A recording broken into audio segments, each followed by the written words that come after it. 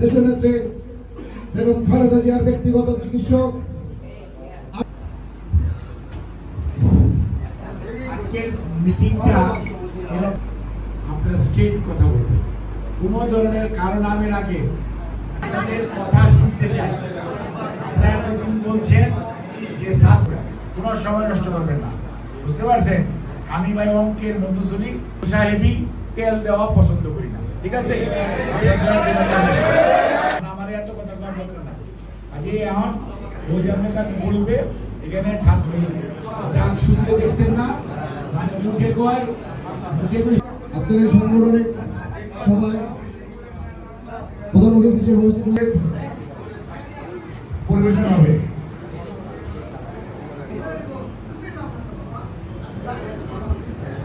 Record আছে, সুনজর দিবেন, ছাত্র দলকে অবহেলিত বানাবেন না, তাদের ভূমিকাই সব থেকে। আপনি আমাদের ছাত্র দলকে একটু সুনজর দিবেন, একটু শক্তিশালী একটি সংগঠন হবে যা আপনি নিজেও কল্পনা করতে পারবেন না যে একটা বড় ছবি। আশা ব্যক্ত করে আমি আমার সুসংবাদ।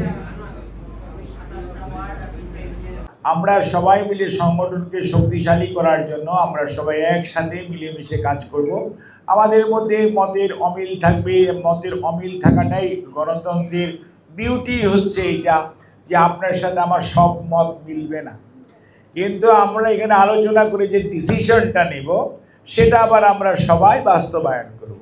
This is the democracy.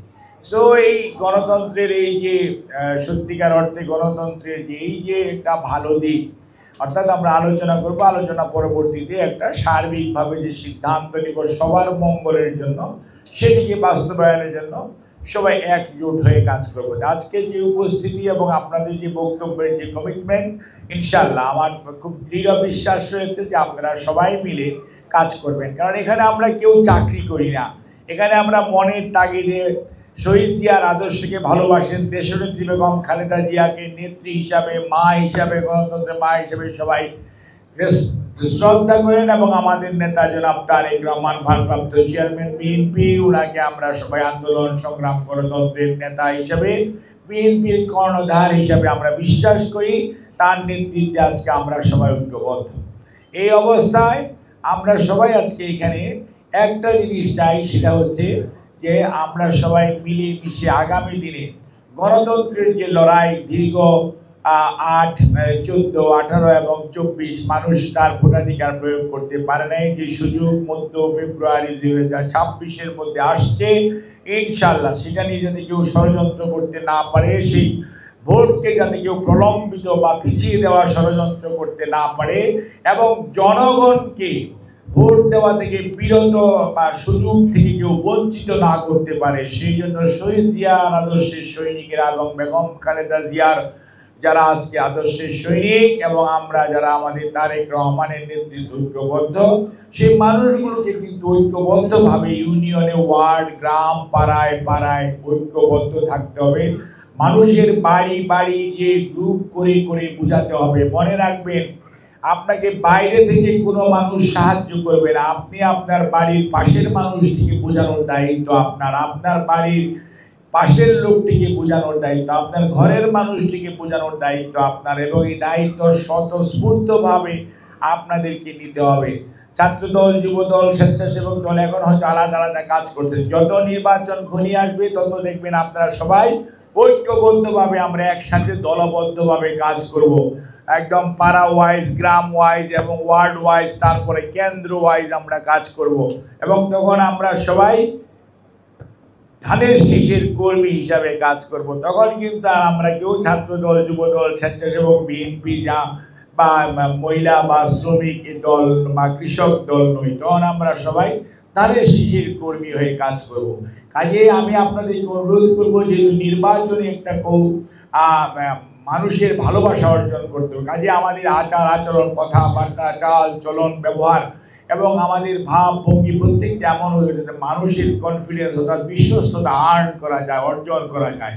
সেই জন্য আমরা সবাই মিলে মানুষের কাছে যেতে হবে, মানুষকে বোঝাতে হবে, মানুষকে উদ্বুদ্ধ করতে হবে, যাতে আপনারা 31 দফার আলোকে ধানের শীষকে আগামী দিনে জয়যুক্ত করেন। আগামীর বাংলাদেশ হবে একটি সুশাসনের বাংলাদেশ, যেখানে দুর্নীতি থাকবে না, দুঃশাসন থাকবে না, কোনো দখলবাজি থাকবে না, এবং আপনার আমার ছেলে মেয়ে স্কুল কলেজে পড়াশোনা করতে পারবে এবং পরবর্তীতে চাকরি বা তার একটা সেলফ এমপ্লয়মেন্টের সুযোগ সুবিধা হবে, যাতে কোনো অবস্থাতেই বেকারত্ব দেশের যুব সমাজকে নষ্ট না করতে পারে, এবং উন্নয়ন এবং অগ্রগতির মাধ্যমেই আগামী দিনে বাংলাদেশ মধ্যবর্তী আয়ের যে বাংলাদেশ হওয়ার স্বপ্ন দেখছে সেটিকে আমরা বাস্তবায়ন করতে পারব।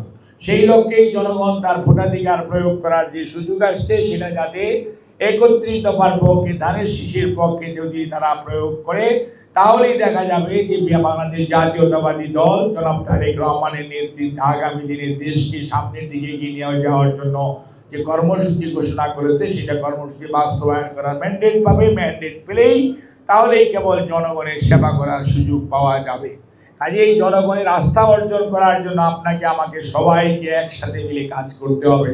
এখন আর কোনো অবস্থাতেই কেউ অন্যের দোষ ত্রুটি ধরার কোনো সুযোগ নাই, এবং আমরা যারা একটু দুষ্টামি করেছি অথবা অন্যায় করেছি সোজা যে মানুষের কাছে মাপ চাইতে হবে, ভাই ভুল হয়ে গেছে, দয়া করে মাপ করে দেন, আপনাদেরকে সাথে আমরা আর কখনো এরকম ভুল আমাদের হবে না, বাস।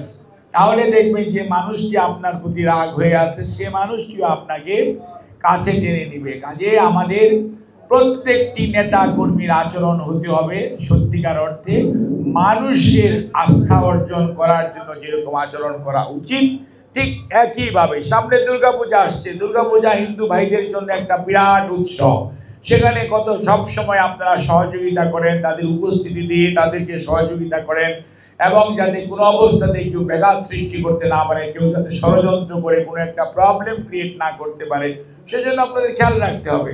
25শে ডিসেম্বর আপনার খ্রিস্টান ভাইদের জন্য একটা বড়দিনের উৎসব, সেটা যাতে সুন্দরভাবে হতে পারে সেই জিনিসটার প্রতি আপনার আমার দায়িত্ব। কেন, আপনি যেহেতু বিএনপি মানে হচ্ছেন আপনি বাংলাদেশ জাতীয়তাবাদী দল, গণতন্ত্রের জন্য সবচেয়ে বড় বাংলাদেশে ক্রিয়াশীল দলের নাম বাংলাদেশ জাতীয়তাবাদী দল। যে পরিবারের সদস্য সবচেয়ে বড় তার দায়িত্ব সবচেয়ে বেশি। কাজেই যেহেতু ইউ আর দি মেজরিটি, কাজে আপনাকে মনে রাখতে হবে আপনার দায়িত্ব বেশি।